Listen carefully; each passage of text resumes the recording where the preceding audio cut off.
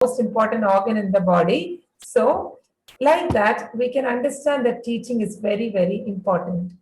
కొన్నిసారి మనం విన్నాము టీచింగ్ లేదా బోధించుట చాలా ప్రాముఖ్యమైనది. ఎందుకు అనగా మరి హార్ట్ ఏ విధంగా, కార్డియో అంటే హృదయం, హార్ట్ కదా, హార్ట్ ఏ విధంగా ప్రాముఖ్యమైందో శరీరానికి, అదే విధంగా బోధ కూడా అంత ప్రాముఖ్యమైంది. In the same way, we also saw that teaching is consequential. Otherwise, if you teach, you will have one result. If you don't teach, you will have another result.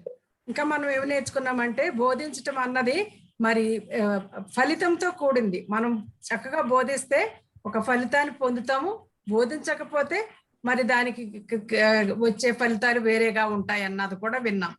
We saw that when the Israelites, the fathers failed to teach their children, the next generation went after idols and forgot their God. ఇశ్రాయేలీలు తమ యొక్క next వచ్చే తరాలకి దేవుని వాక్యాన్ని బోధించినందువల్ల వాళ్ళు దేవునికి దూరంగా అయ్యి విగ్రహాలను పూజించడం మొదలు పెట్టారన్న విషయాన్ని మనం గుర్తించాం. Then we also saw that teaching is a command by God and it is also a calling to all parents. బోధించడం అన్నది ఒక పిలుపు లాంటిది, మరి ఆయన ఇచ్చిన ఆజ్ఞని కూడా చూసాం.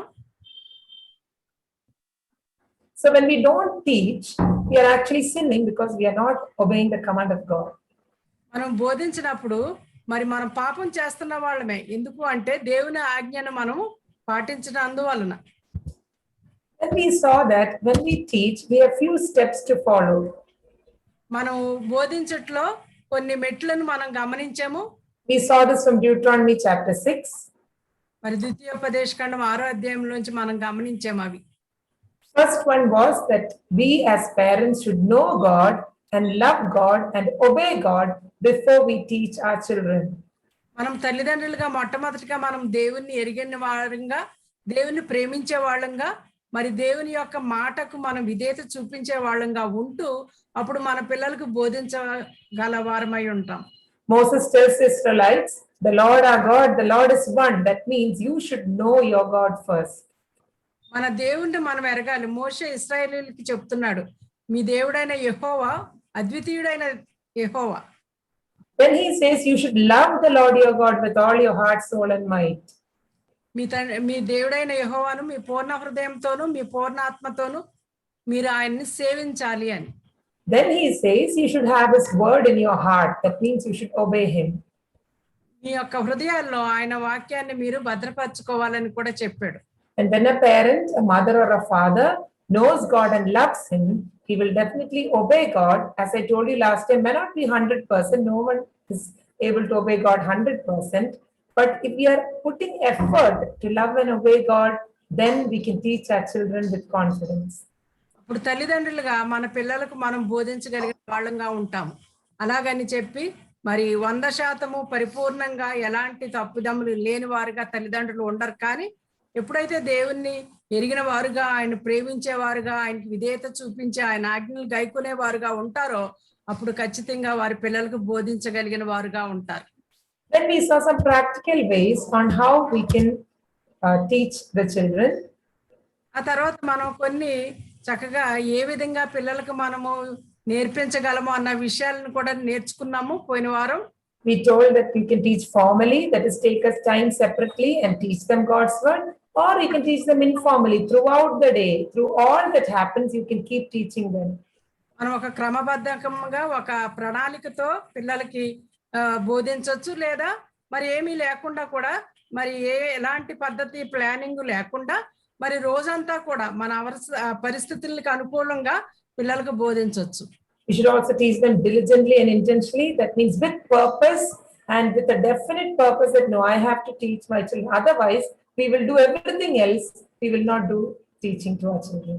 అంతేకాకుండా పిల్లలకు చాలా మరి శ్రద్ధతోనూ, తర్వాత ఒక ఉద్దేశపూర్వకంగా, ఒక ప్రణాళికతో, ఒక ఆశ, ఒక ఫలితం పొందాలి అన్న విధంగా మనం పిల్లలకి బోధించవలసిన వారంగా ఉంటున్నాం. Also, we can't teach them what we like. We should teach them what the word of God says. So it should be centered around the gospel of the Lord Jesus. మనం బోధించే బోధ అంతా కూడా మరి దేవుని యొక్క వాక్యం మీద కేంద్రీకృతమై ఉండాలి. మనకి ఇష్టం వచ్చిన విషయాలు చెప్పడం కాదు, కానీ సువార్తకు అనుకూలంగా ఉన్న విషయాలే బిడ్డలకు మనం బోధించాలి. Also, our teaching should be balanced, which means we should teach and live accordingly. Also, we should live and teach. So, teaching and life should go parallelly. There is one without the other is not fruitful.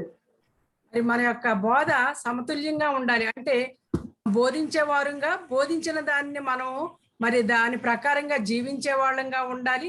అదే విధంగా జీవించటమే సరిపోదు కానీ మనం చక్కటి భయభక్తులు గల జీవితం ఒకటే సరిపోదు కానీ పిల్లలకు బోధించే వాళ్ళంగా ఉండాలి. ఈ రెండు కూడా మనం కలిగి ఉండాలి. Then we saw some more methods. First, we said that a few practical methods. First, we said that every family should have a family prayer. ఇంకా మనం ఏం నేర్చుకున్నామంటే మొట్టమొదటిగా ప్రతి కుటుంబము కూడా ప్రతి దినము మరి కుటుంబ ప్రార్థన కలిగి ఉండాలి. I hope all of your families, as father, mother, and children, you have family prayers. మన కుటుంబాలుగా మనమందరం కూడా ఇలాంటి కుటుంబ ప్రార్థన మరి కుటుంబపు బలిపీఠం కలిగి ఉంటున్నారని నేను నమ్ముతున్నాను. Then we also said that father or mother, whoever is going to do it, should take time separately every day and plan, if not every day, maybe 3 times a week, 2 times a week, and spare time to sit with the children and teach them the word of God systematically. I say that this is formal teaching. మరి అంతేకాకుండా మరి ప్రతి దినము కానీ లేదా వారంలో 3 సార్లు వారంలో 5 సార్లు మన అనుకూలతను బట్టి ఖచ్చితంగా ఒక ప్రణాళికాబద్ధంగా మనం చక్కగా పిల్లలకు బోధించే వాళ్ళంగా ఉండాలి. It is good that you teach regularly from, if possible, if you take New Testament from Matthew or from Old Testament from Genesis, so that they get an entire overview of God's word. కొత్త నిబంధనలో మరి మత్తయి నుంచి మొదలుపెట్టి మనం నెమ్మదిగా నేర్పించవచ్చు. లేదా పాత నిబంధనలో మరి ఆదికాండం నుంచి ఈ విధంగా వారికి ఒక క్రమబద్ధంగా నేర్పిస్తే బాగుంటుంది. So, Mummy and Daddy knows, I teach our children regularly, and now we are in the prophecy of Isaiah. Though they are small children, I am able to teach them and make them understand the prophecy of Isaiah, which is probably one of the toughest books in the Old Testament. నేను ఇప్పుడు మా పిల్లలకి మా mummy daddy అందరికీ కూడా తెలుసు మరి యెషయా గ్రంథము బోధిస్తున్నాను. వారు చిన్నపిల్లలైనా కూడా నెమ్మదిగా బోధించడం వలన వాళ్ళు దాన్ని చక్కగా అర్థం చేసుకోగలుగుతున్నారు. So then we can also do Bible-based friendly activities. I showed many games, puzzles, and things like that last week. We can do some of them with the children so that they get more interested. అదే విధంగా పిల్లలతో కొన్ని ఆటలు సంబంధించిన ఆటలు వాళ్ళకి ఏ కథ చెప్పామో ఏ పాఠం చెప్పామో దానికి సంబంధించిన అన్ని కూడా మనం వారితో చేయించడం వలన వాళ్ళు చక్కగా అర్థం చేసుకోగలుగుతారు. We can even do skits. We can do acting, some things like that. చిన్న చిన్న స్కిట్లు వేయటము లేకపోతే వాళ్ళ చేత చేసింది వాళ్ళు వేసుకున్న వాళ్ళు విన్న విధంగా వాళ్ళు తయారవడం బట్టలు వేసుకోవటము ఈ విధంగా డ్రాయింగ్ చేయటము ఆ ప్రకారంగా వాళ్ళకి రకరకాల విషయాలు నేర్పించవచ్చు. If you have a board like this, it is very helpful when you teach. You can use this board and then you can just use sketch pens and draw while you teach. If you have small children, they won't attend to you completely. So if you can use a white board and use some pens, to do some drawing while you teach, it will be very helpful. ఈ విధంగా నేను చూపిస్తున్నటువంటి white board ని ఉపయోగించుకుని sketch pens తో మనం ఏం చెప్తున్నామో అది వాళ్ళకి రాస్తూ లేకపోతే చిన్న చిన్న బొమ్మలు వేసి చెప్పడం వలన వాళ్ళు చక్కగా వినగలుగుతారు. ఎందుకంటే చిన్నపిల్లలు వెంటనే ఎక్కువసేపు వాళ్ళు కేంద్రీకృతంగా చక్కగా వాళ్ళు వినరు కనుక ఇలా చూస్తుంటుంటే వాళ్ళు చక్కగా వినగలుగుతారు. Till this we did last week. So now we are going to the 4th point, which is informal teaching. ఇంతవరకు మనము పోయిన వారము నేర్చుకున్నాము 17వ తారీఖు జూలై 17 శనివారం. ఇప్పుడు నుంచి మనము ఈ విషయాలు ఈ దినాల నుంచి మనం నేర్చుకోబోతున్నాం. The next point is we can teach them informally. Always look for opportunities. ఏంటంటే మనం మరి ఒక ప్రణాళికగా చక్కగా కాదు కానీ ఎప్పుడుకప్పుడు చక్కగా మనం బోధిస్తూ ప్రతి విషయంలోనూ బోధించటానికి ఎన్ని అవకాశాలు ఉన్నాయా అన్నది మనం ఆలోచిస్తూ ఉండాలి. We can do this when natural things happen in the home. For example, if 2 of your children are fighting and they come with you with the fight or the problem, suppose one person has something, the other person wants it, he's not willing to give. In that fight, don't just scold them and beat them. but try to show them the selfishness of their heart. Try to make them understand why you don't want to give. That is because you are a sinner. And to the other child, you can say, see, you need to share. So through every instance, we can teach them through the circumstances that we have. ఇది ఏ విధంగా చేయొచ్చు అంటే మనకి దినములో జరుగుతున్న అన్ని సంఘటనల ద్వారా కూడా ఈ అవకాశాన్ని మనం ఉపయోగించుకోవచ్చు. ఉదాహరణకి ఇద్దరు పిల్లలు ఉండి వాళ్ళు దెబ్బలాడుకుంటున్నారు అనుకోండి, వాళ్ళు వచ్చి ఒక వస్తువు తీసుకుని ఒకళ్ళకొకళ్ళు అది నాదని వాళ్ళు ఆ విధంగా దెబ్బలాడుకుంటుంటే వాళ్ళు తల్లి దగ్గరికి వచ్చినప్పుడు లేదా తండ్రి దగ్గరికి వచ్చినప్పుడు వాళ్ళు అలా చేస్తున్నందుకు వాళ్ళని తిట్టడం కాదు, కానీ మనం ఎందుకు చేస్తున్నాము, నువ్వు ఎందుకు వదలలేకపోతున్నావు, ఎందుకు ఇవ్వట్లేదు, ఎందుకు ఏడుస్తున్నారు, దీని అంతటికి కారణము మన హృదయాలు అలాంటివి. మనం పాపము మనలో ఉన్నదని ఏదో రకంగా దేవుని వాక్యాన్ని అక్కడ మనం తీసుకొచ్చి వాళ్ళకి చూపించి అవకాశాలని వినియోగించుకోవచ్చు. The same way, recently just one thing happened. Our children were playing with some of the neighbors' children, and the older boys were very harsh and unkind to the smaller children. I observed that, but my children felt very, very sad at the end of the playing. ఇది మొన్న జరిగింది. మా పిల్లలకి మా neighbours children అందరూ కలిసి ఆడుకుంటుంటే పెద్ద పిల్లలు అందరూ కూడా చిన్న పిల్లల్ని సరిగా చూడకుండా వాళ్ళే ఆడుకుంటూ ఈ విధంగా జరుగుతా ఉంది. అది నేను కూడా గమనించాను. So after we came home, they were all sad. ఆట అంతా అయిపోయిన తర్వాత మా పిల్లలు చాలా విచారంగా ఉన్నారు. So I asked them what happened. So they told me. Anyway, I had seen it, so I understood what it is. So they asked me, what should we do tomorrow? When they come and play, what should we do tomorrow? Should we also treat them like this? So మా పిల్లలు అడిగారు ఏం జరిగిందని. నేను వాళ్ళు చాలా విచారంగా ఉన్నప్పుడు అడిగితే వాళ్ళు ఏం జరిగిందో చెప్పారు. అది నాకు కూడా తెలిసి నేను చూశాను గనక. అయితే మా పిల్లలు అన్నారంటే మళ్ళీ వాళ్ళు రేపు వచ్చినప్పుడు మేము ఏం చెయ్యాలి, వాళ్ళు చేసినట్లే మేము చెయ్యాలా ఏంటి అని అడిగారు. I told them what the Lord Jesus has taught us: do unto others as you want them to do unto you. So what do you want them to do to you? You want them to be kind to you. So what should you be to them? You should be kind to them. నేనేం చెప్పానంటే ఇతరులు మీకు ఏం చేయాలని మీరు కోరుకుంటున్నారో అదే వారికి చేయడని యేసు ప్రభు చెప్పాడు కదా, కనుక మీరు కూడా వాళ్ళు మీకు ఏ విధంగా ఉండాలి, ఏం చేయాలని అనుకుంటున్నారో అలాగే చెయ్యండి అని నేను వాళ్ళకి చెప్పాను. వాళ్ళు ఎప్పుడు కూడా మిమ్మల్ని చక్కగా చూడాలి, మీతో ఆడుకోవాలని మీరు ఆశపడతారు కదా, అదే విధంగా మీరు కూడా వాళ్ళు ఆ విధంగా ఉండాలి గనుక మీరు ఆ విధంగా ఉండండి అని మా పిల్లలకి చెప్పాను. At the same time, I also told the children, but don't let them bully you because they are much bigger children. They should not take advantage of you and bully you. So we need to teach our children both the things. So we should be kind and loving to them. At the same time, don't let them take advantage of you. ఇంకా నేను ఏం చెప్పానంటే వారు పెద్దోళ్ళు మిమ్మల్ని ఏడిపిస్తున్నారు, మిమ్మల్ని సరిగ్గా చూసుకోవట్లేదు కనుక మీరు ఆ విషయంలో జాగ్రత్తగా ఉండండి, దేవుని ప్రేమ చూపించండి, చక్కగా ఉండండి అని చెప్పాను. ఆ తర్వాత ఈ మాట కూడా చెప్పాను, మీరు జాగ్రత్తగా ఉండండి అని. So in that way we can tell many examples to us. The other day one of our other children was saying, I can do all the math problems that my elder brother does. మా పిల్లలు మొన్న మా బాబు అంటున్నాడు, మా అన్న చేసే లెక్కలన్నీ కూడా నేను చేయగలనని చెప్తున్నాడు. That is true, he is able to do, but he was very much boasting about his ability to do all the math problems. అది నిజమే, వాళ్ళ అన్న చేసే మ్యాథ్స్ తను కూడా చేయగలుగుతున్నాడు, కానీ తను బోస్ట్ చేసుకుంటూ గొప్పగా చెప్తున్నాడు ఆ మాట. So then I asked him, who gave you the ability to do this? నేను అప్పుడు అడిగాను, ఎవరు ఇచ్చారు ఇవన్నీ నువ్వు అర్థం చేసుకోవడానికి, నీకు శక్తి ఎవరు ఇచ్చారు, జ్ఞానం ఎవరు ఇచ్చారు అని అడిగాను. Then he said, God made me like this.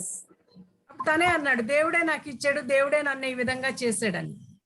That time we had learned from the book of Isaiah, I think it is chapter 10, where God tells Assyria, when God used Assyria to defeat Israel and punish Judah, Assyria became very boastful. That time God is telling a parable or a story. He says an axe, you know an axe, no, that we used to cut the trees. He's saying when an axe cuts a tree, will the axe be proud, oh I cut so many trees? Or is it because the woodcutter who gets the honor when trees are cut down? నేను మా బాబా ఆ విధంగా గొప్ప చెప్తున్నప్పుడు నేను మేము ఇప్పుడు యెషయా చదువుతున్నాం కదా, ఒక విషయాన్ని గుర్తు చేసి అసీరీలు మరి యూదాని ఇశ్రాయేల్ని జయించినప్పుడు ఎంత గర్వపడ్డారు. అప్పుడు యెషయా ఒక ఉపమానం చెప్పాడు కదా, ఏంటి అది? ఒక గొడ్డలి వెళ్ళి మరి చెట్టుని నరికినప్పుడు గొడ్డలి నేనే నరికాను అని మరి అతిశయపడుతుందా?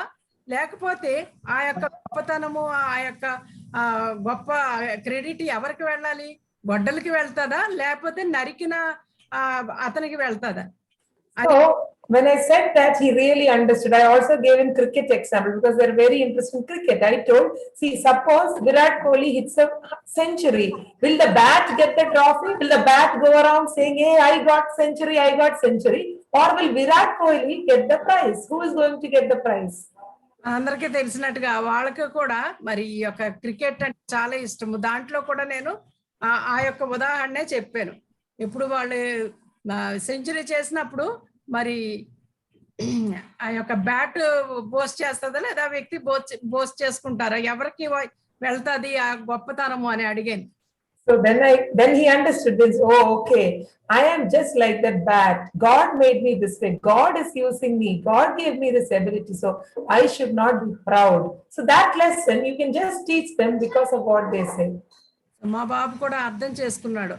ఆ యొక్క మరి బ్యాట్ కాదు కానీ మరి ఆ వ్యక్తికి వెళ్తాది, బ్యాట్ ని చేసింది లేకపోతే నాకు జ్ఞానం ఇచ్చింది దేవుడే అని చెప్పి అర్థం చేసుకున్నాడు. So like that we can tell them. Also another opportunity is our children always ask us many questions.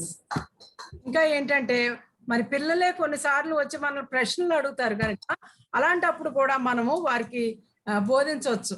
Deuteronomy 6, God already says, when your son asks you in time to come.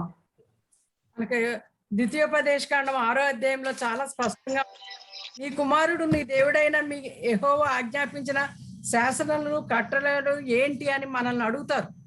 They will ask because they see that their friends don't have any rules or any principles. They can do whatever they want. They shout at their parents. They watch all kinds of movies. But why all these statutes and rules for us? ఈ rules ఇవన్నీ కూడా, ఈ కట్టడాలు, ఈ ఆజ్ఞలు ఇవన్నీ మాకే ఎందుకున్నాయి? ఎందుకంటే మా ప్రక్కనున్న మా స్నేహితులకి ఇలాంటివి ఏమీ కూడా లేవు కదా అని కొన్నిసార్లు మన పిల్లలు అడగొచ్చు. So that time it is our responsibility to make them understand rules are for your good, not to hurt you. మరి ఈ యొక్క ఆజ్ఞలన్నీ కూడా మన యొక్క మేలు కొరకు ఇవ్వబడ్డాయి అని మనం వారికి బోధించవచ్చు. So verse 24 says, the Lord commanded us to do all these statutes to fear the Lord for our good always, that he might preserve us alive. So the purpose of all the things we do is for our good, and so that we will live in a very good and contentful way. Verse 24 says that. 24వ వచనం ఏం చెప్తుందంటే, మనకు నిత్యము మరి మేలు కలుగుటానికే యెహోవా మరి ఈ యొక్క ఆజ్ఞలన్నీ కూడా మనం పాటించాలి అని చెప్పి ఆయన నియమించాడు అని చెప్తున్నాడు. The whole day, whenever you get opportunity, whatever the age of your children is, maybe teenagers or young children or even adults, you can always engage with them in conversations that point them to God and to the Bible. దినమంతట్లో కూడా ఇలాంటి సంఘటనలు జరిగినప్పుడు అది మీకు బాగా చిన్నపిల్లలు అవనివ్వండి లేదా టీనేజ్ లో ఉండొచ్చు, ఇంకా పెద్దోళ్ళు అయినా కూడా అవకాశాలన్నీ కూడా ఉపయోగించుకుంటూ దేవుని మార్గాలు వారికి బోధించవలసిన వారంగా ఉంటున్నాం. Another one I want to stress is a one-on-one discipling.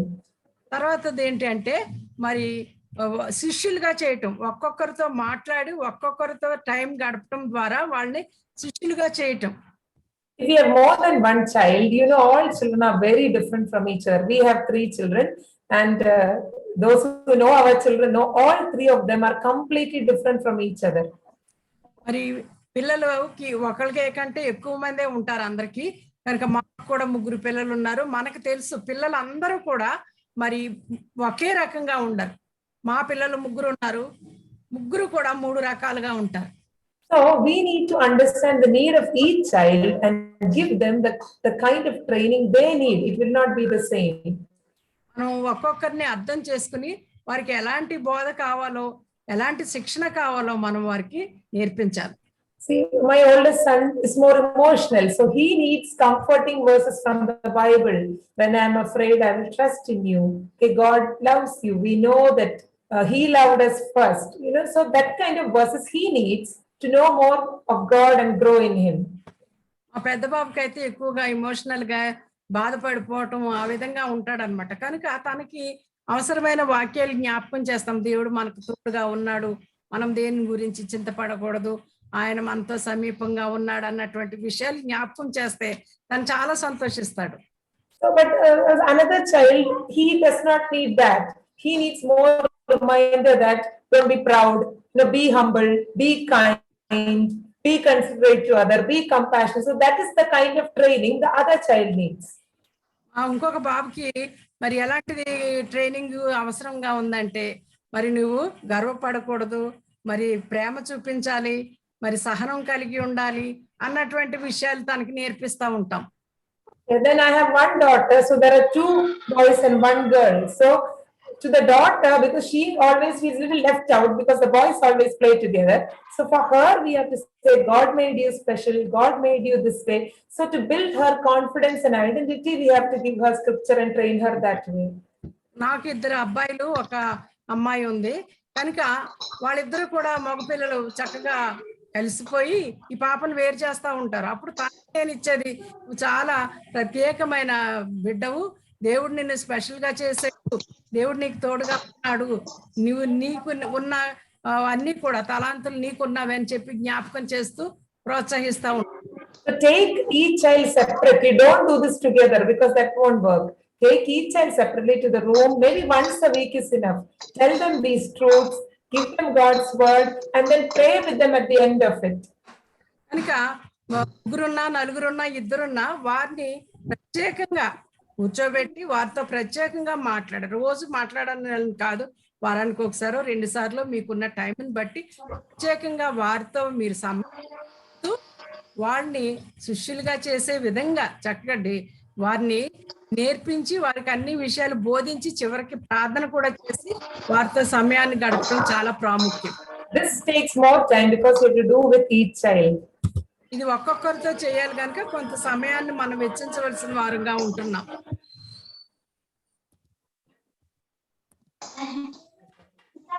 Then next time, the thing is, we all know quiet time. You would have learned in your BTC modules, in the initial modules, but we should help our children do quiet times also. Next point ఏంటంటే, మరి quiet time, మౌన ప్రతి దినము కూడా మౌన ధ్యానం కలిగి ఉండటం గురించి, మౌన ధ్యానం అంటే ఏంటి అన్నది మన BTC మాడ్యూల్స్ లో కూడా నేర్చుకుని ఉన్నారని అనుకుంటున్నాను.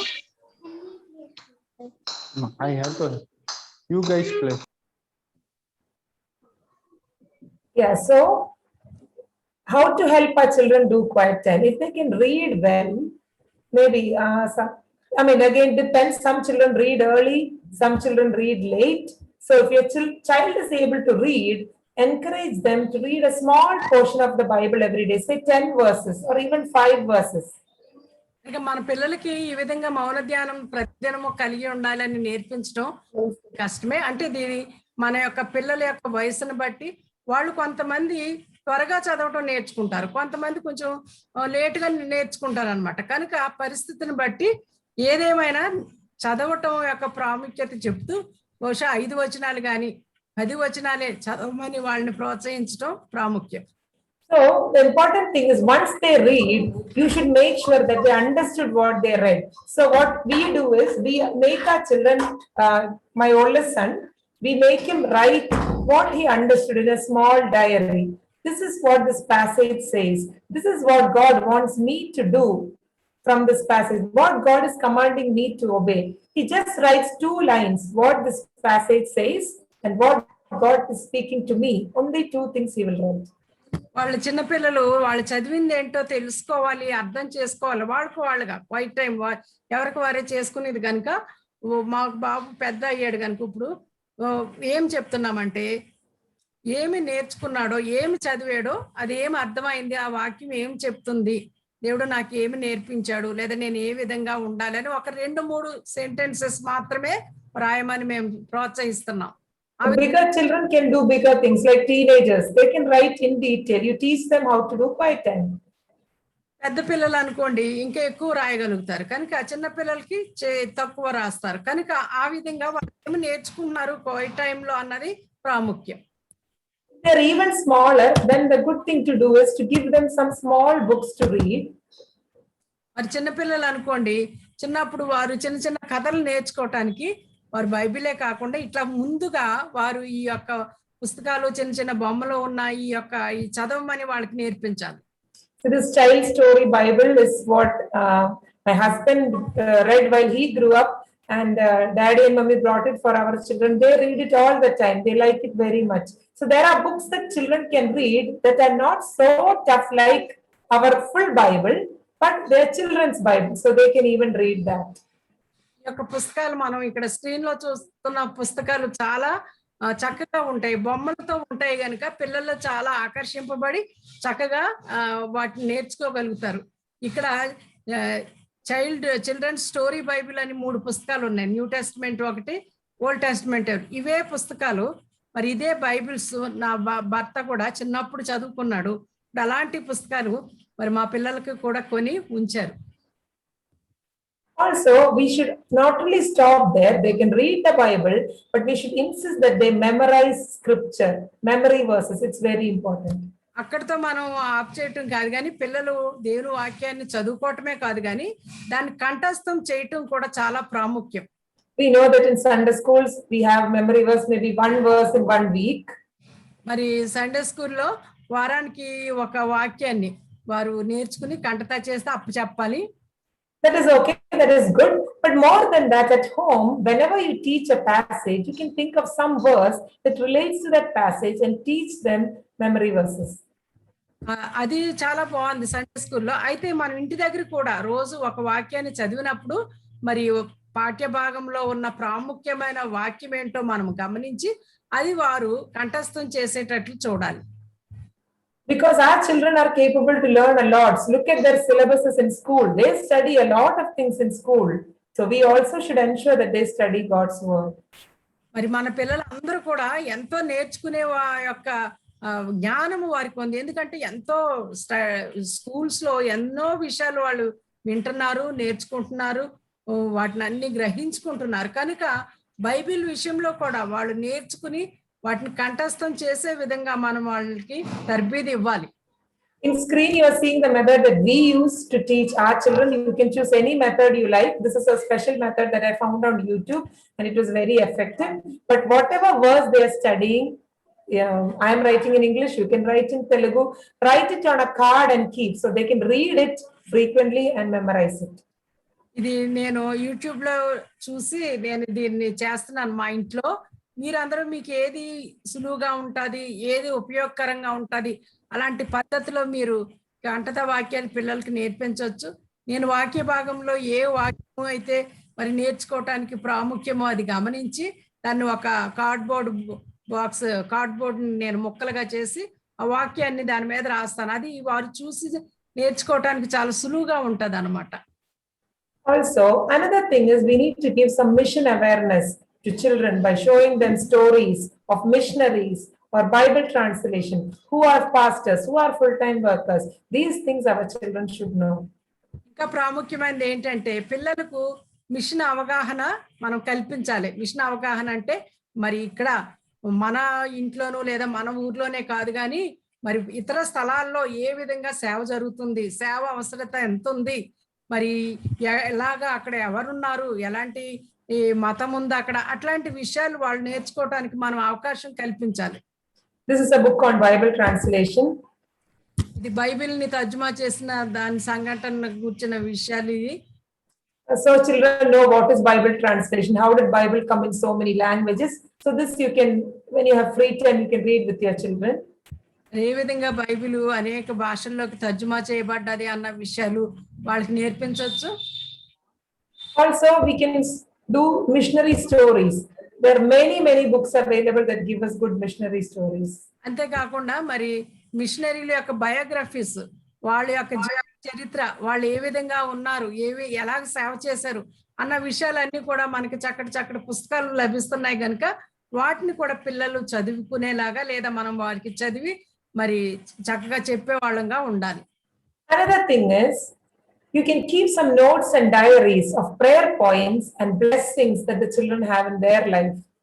ఇంకా వాళ్ళు ఏం చేయొచ్చు అని అంటే, మనం వాళ్ళు చదువుకుంటున్న విషయాలన్నీ కూడా రాయటానికి ఒక నోట్స్ లేదా డైరీ లాంటిది ఒకటి మెయింటైన్ చేస్తూ, వాళ్ళ యొక్క ప్రార్థనాంశాలు ఏంటి, ఆ తర్వాత ప్రార్థనకు వచ్చిన జవాబులు ఏంటి, వాళ్ళకు వచ్చిన ఆశీర్వాదాలు ఏంటి అన్న విషయాలు వాళ్ళన్నీ కూడా రాసేటట్లు మనం చెయ్యాలి. So that they don't forget the blessings of God. In Psalm 103 we read verse 2, bless the Lord, O my soul, and forget not all his benefits. We all have lot of memory problem. We all forget.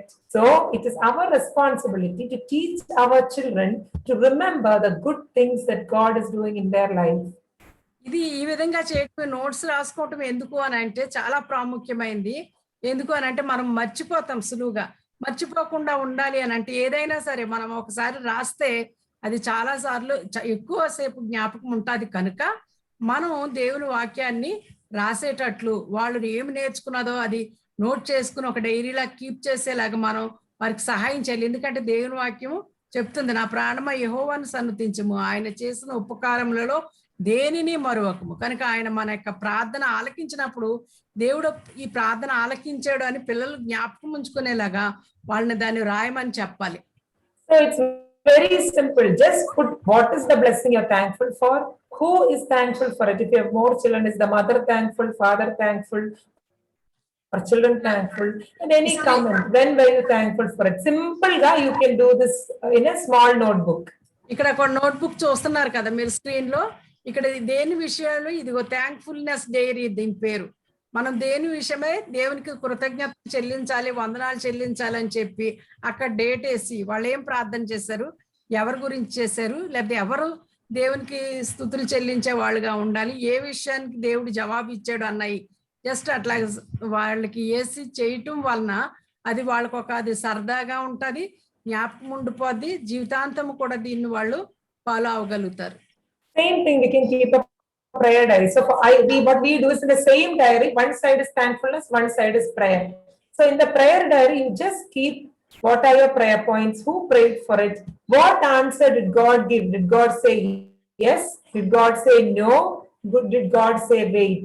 So that is the third column, and then who prayed or whose prayer point was that. You can just simply keep this prayer diary also, and then children can write whatever they are praying for so that they know when God answers their prayer. Thankfulness diary ఒకటి, మళ్ళీ prayer dairy ఒకటి. ఆ prayer డైరీలో వాళ్ళు ఏ విషయమై ప్రార్థన చేస్తున్నారో, ఎవరు చేస్తున్నారు అన్న విషయాలన్నీ కూడా వాళ్ళు రాస్తా ఉంటారు. చిన్న చిన్న పాయింట్లు, ఫుల్ గా కాదు, కొంచెం ఆ మెయిన్ పాయింట్ అక్కడ వాళ్ళు రాసి జ్ఞాపకంగా ఉంచుకుంటారు. So if the children are small, of course, parents have to do. See, our children are still small, so we write for them. They tell, we write. So if the children are big, they can do it by themselves. ఆ పిల్లలు చిన్నగా ఉన్నారు కనుక వాళ్ళు ఆ ప్రార్థన request ఏంటో మాకు చెప్తే మేము వాళ్ళు రాస్తున్నట్టే వాళ్ళ పేరు ఎదురుగుండా అది రాస్తా ఉంటాం. పిల్లలు పెద్దోళ్ళు అయితే వాళ్ళు అప్పుడు వాళ్ళే రాస్తారు. Next thing I want to say is, in your home, you should have a godly habitat. Habitat is the natural living environment of any organism. We learn in science, right? You know that word. But our home should be a godly habitat for our children. మరి దైవికమైన నివాసంగా ఉండాలి మన గృహాలు, మన పరిసరాలు. ఎందుకు అని అంటే హ్యాబిటేట్ అంటే తెలుసు కదా, మరి జంతువులు ఇవి ఉండే ఒక స్థలం అన్నమాట. కనుక ఈ పిల్లలకు మనము ఈ యొక్క ప్రాక్టికల్ మెథడ్ ఒకటేంటి, ఎప్పుడూ కూడా మరి దైవ సంబంధమైన నివాసంగా దేవుణ్ణే పరిస్థితులు మన గృహంలో కనబడాలి. In our house with other people, especially if you're living in joint families, what kind of words do we use to one another when we speak in front of the children? That's very, very important. If you're fighting and shouting at each other in front of the children, that is a very negative impact on our children. అంటే మరి ఇలా అలాంటి నివాసం కావాలని అంటే మనం గృహంలో మన కుటుంబమే ఉన్నా లేదా మనం కంబైన్డ్ ఫ్యామిలీస్ గా ఉంటున్నా మన యొక్క మాటలు ఎలాగున్నాయి, మన వైఖరి ఎలాగున్నది, మనం గట్టిగా అరిసి వాళ్ళని తిట్టితే లేకపోతే ఒకరినొకరు తిట్టుకుంటా మరి చెడ్డ మాటలు మాట్లాడుకుంటుంటే అది వారిని ఎంతగానో మరి ప్రభావితం చేస్తుంది. Same thing, what do we watch on TV or what do we watch on the YouTube? If you are all the time watching serials or some things like that that are not spiritually edifying, that will have a very negative influence on our children. మన మాటలే కాదు కానీ మనం చూస్తున్న టీవీలు కానీ వీడియోలు కానీ లేకపోతే యూట్యూబ్లు కానీ ఎట్లాగా ఉన్నాయి, దేవుని వాక్యాన్ని, దేవుని యొక్క ఆ యొక్క దైవత్వాన్ని చూపించేవి కానీ మనం చేయకుండా ఉంటే అదే వాళ్ళు నేర్చుకుంటారు. So whenever in your home, when you can play Christian songs. See, even when they are playing in the background, put some Christian song. Or now the best thing, you have something called audio Bible. Just play it. Especially if your child cannot read, play the audio Bible. They will keep on listening to that. So all their day they are listening to some Christian song, some audio Bible. When they watch something, I'm coming to that point, you can show them Christian things and fill their life with godliness rather than things of this world. మరి దైవ సంబంధమైన నివాసంగా ఉండాలంటే మన ఇంట్లో కూడా అప్పుడప్పుడు వారు పనులు చేసుకునేటప్పుడు లేదా ఖాళీగా ఉన్నప్పుడు ఆ యొక్క క్రైస్తవ సంబంధించిన పాటలు కానీ లేకపోతే ఇప్పుడు బైబిలే కూడా అంతా కూడా మరి చక్కగా మనం వినటానికి ఆడియో బైబిల్స్ వచ్చాయి. అవి పెట్టడం వలన వాళ్ళు వాటినే వింటా ఉంటారు కనుక వాళ్ళ హృదయాలు దేవుని వాక్యంతో నింపబడి ఉంటుంది. Another thing is audio and video that the children listen. Nowadays, we know, even last time when we spoke, some parents had raised the question, very difficult to keep children off screen. They always want to watch some audio, always want to watch some video on YouTube or something. So when we choose the videos, be very careful what they see. As much as possible, give them good Christian videos. There are several videos available on YouTube, movies of the Bible stories, missionary stories, good songs for children, good choruses. Give them, they will not see anything that you don't show. When they are small, if you train them to watch what is good, they will watch what is good when they grow up. So it is in your hands that you decide what they watch and listen on the screen. Christian audio videos మనకి ఎన్నో కూడా లభ్యమవుతున్నాయి. ఇప్పుడు మనం పోయినసారి class అప్పుడు కూడా చాలా మంది అడిగారు, మా పిల్లలు వీడియోలు చూడాలంటున్నారు, ఆడియోలు వింటున్నారు, ఏం చేయాలి అని.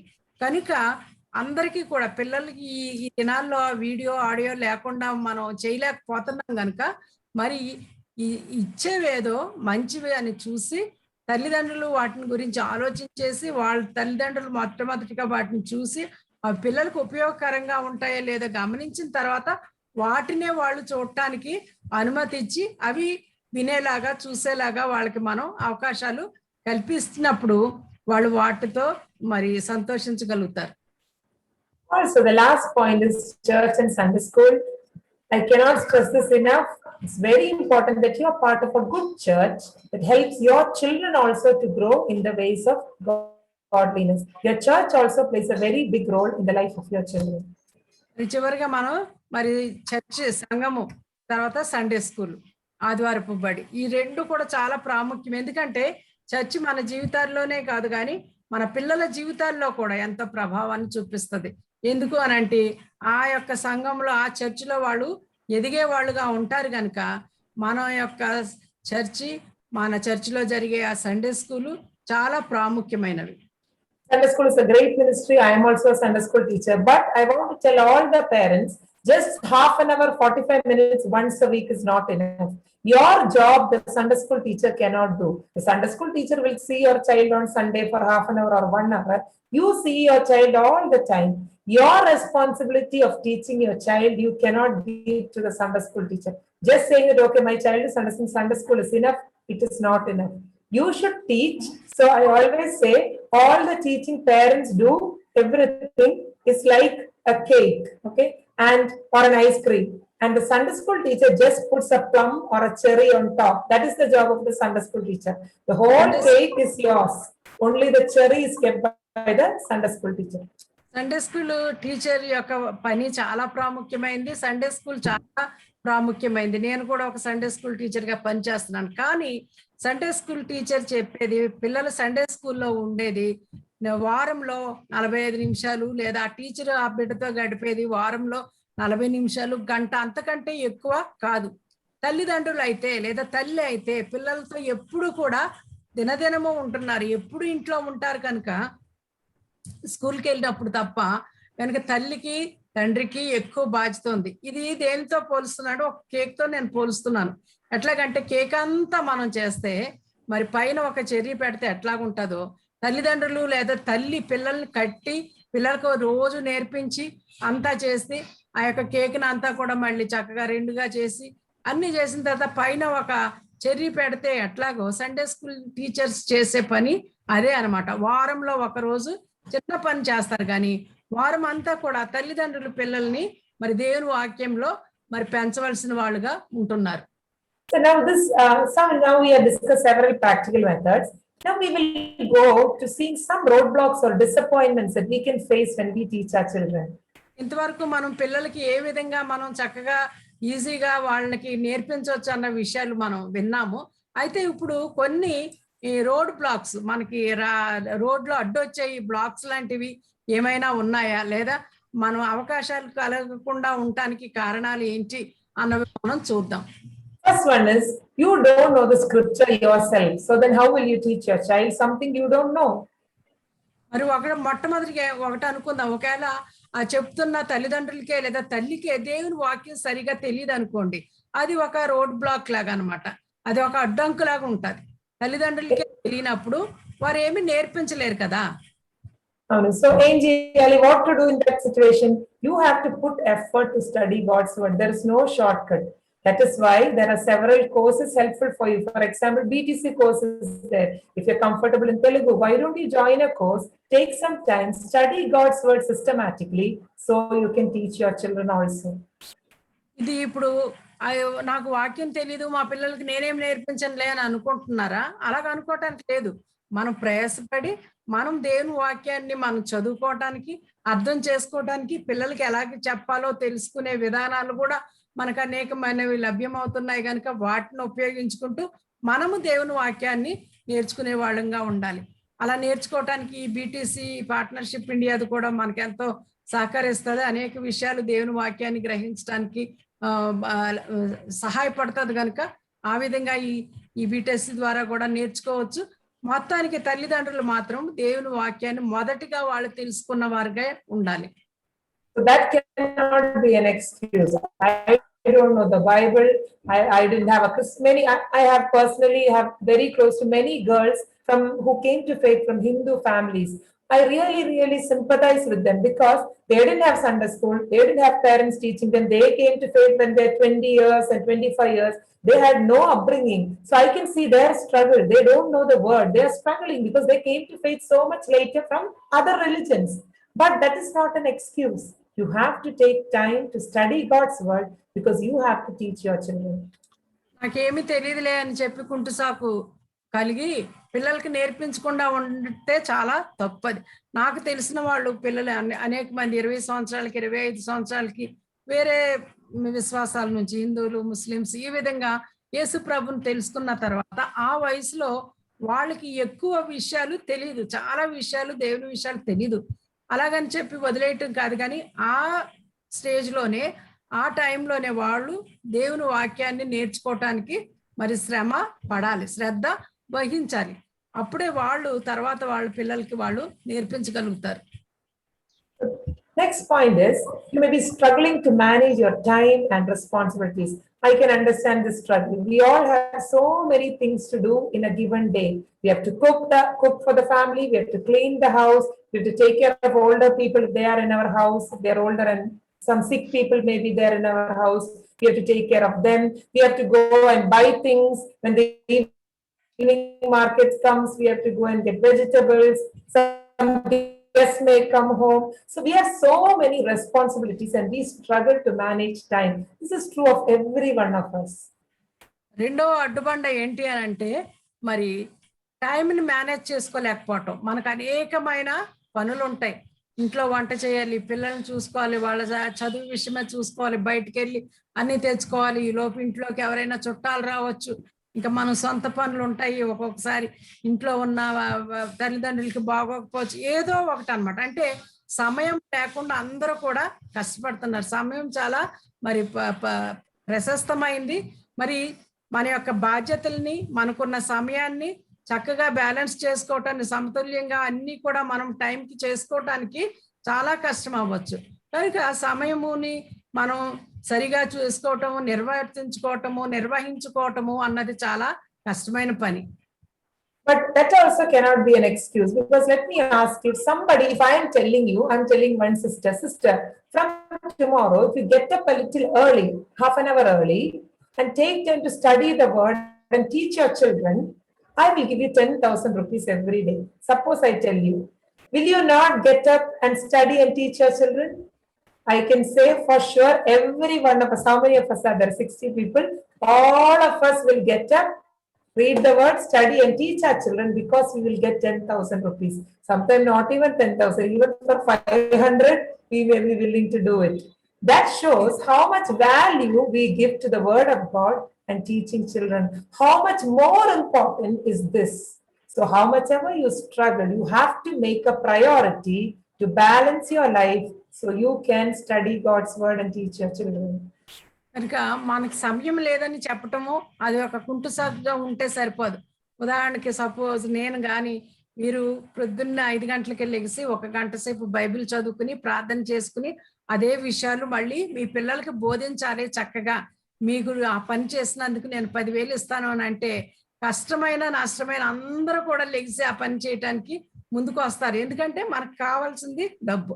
అదే విధంగా మనం దేవుని వాక్యానికి ప్రాముఖ్యత ఇచ్చినప్పుడు అది మనకి కావాలి, మన జీవితంలో అదే ప్రధానమైందని మనం ఎప్పుడైతే అనుకుంటామో అప్పుడు ఖచ్చితంగా మనమందరం కూడా ఆ పని చేయటానికి మన సమయాన్ని నిర్వర్తించుకుని చక్కగా మన బాధ్యతలను అన్ని కూడా మనం సరిగా చూసుకుని మొత్తానికి దేవుని వాక్యానికి మనం ప్రాధాన్యత ఇచ్చే వాళ్ళంగా ఉంటాం.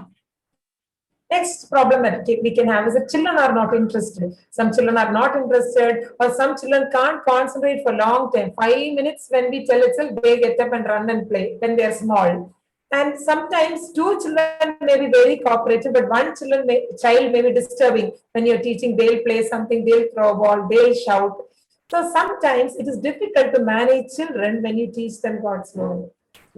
ఇంకా మనకి రోడ్ బ్లాక్ గా ఉండేది ఇంకోటి ఏంటంటే మన చిల్డ్రన్కి మన యొక్క పిల్లలకి బహుశా ఎక్కువ ఆసక్తి లేకపోవచ్చు, నేర్చుకోవాలని వాళ్ళకి ఇష్టం లేకపోవచ్చు, లేదా వాళ్ళు కాన్సన్ట్రేషన్ చేసే యొక్క వ్యవధి ఆ స్పాన్ చాలా తక్కువ. ఏదో ఒక 5 నిమిషాలు వింటారు, ఇంకా అక్కడ నుంచి వినటానికి ఇష్టపడరు. పిల్లలు యొక్క వినే శక్తి లేకపోతే వాళ్ళు కేంద్రీకరించి చక్కగా లేకపోతారు, పిల్లల్లో ఉండలేరు. అంతేకాకుండా 2-3 పిల్లలు ఉంటే ఒక పిల్ల చక్కగా వింటుంటే ఇంకొక పిల్ల వినకుండా ఆ విధంగా ఉండొచ్చు. కనుక ఇవి కూడా కొన్నిసార్లు మనం ఏం చెప్పలేదు దేవుని వాక్యం, పిల్లలు సరిగా వింటలేదు, వాళ్ళు 5 నిమిషాలు విన్నాక మానేస్తున్నారు, కనుక ఇంకా నేనేం చెప్పనులే పిల్లలకి ఏం బోధించనులే అనిపిస్తుంది తల్లిదండ్రులకి. So what to do in such situation? In such situation, they're only able to listen for 5 minutes, teach for 5 minutes at a time. Morning 5 minutes you tell, evening 5 minutes you tell, night before they sleep another 5 minutes you tell. Cut it short and try to teach them at different times, because this is not a schedule. God is not putting marks for us, right? It's not an exam or a competition. According to their convenience, do. And especially if one child is creating some problem, call that child apart, talk to him, find out why he is disturbing, pray for him, pray with him, so that all these troubles step by step we can overcome. అట్లా ఉన్నారు అనుకోండి పిల్లలు, అప్పుడు మనం ఏం చేయాలి?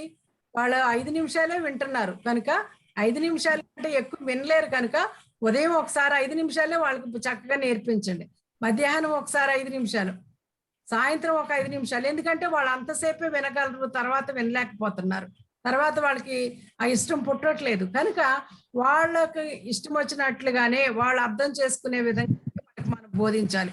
మీరు ఖచ్చితంగా 20 నిమిషాలే బోధించాలి, ఆ విధంగా ఉండాలి అని చెప్పి దేవుడు మనకి ఏమీ చెప్పలేదు. కనుక వాళ్ళకి మనం వాళ్ళ యొక్క శ్రద్ధను మనం గమనించి వాళ్ళకి అనుకూలంగా మనం వాక్యాన్ని చెప్పడానికి ప్రయత్నించాలి. ఒకవేళ పిల్లలు అల్లరి చేస్తూ సరిగా లేరు అనుకోండి, వాళ్ళ దగ్గరికి తీసుకెళ్ళి ఎందుకు అలా చేస్తున్నారు, ఏంటి వాళ్ళ కారణం ఏంటి తెలుసుకొని వాళ్ళ గురించి ప్రార్థన చేయటం. అంతేకాకుండా వాళ్ళతో కలిసి మళ్ళీ ప్రార్థన చేయటం, దేవా నాకు సహాయం చేయి, నేను ఇలాగ ఉంటున్నానని ఆ యొక్క బిడ్డ చెప్పేటట్లుగా బిడ్డ చేత ప్రార్థన చేయించడం. ఈ విధంగా మనం వాళ్ళతో కలిసి ఈ యొక్క దేవుని వాక్యాన్ని బోధించాలి.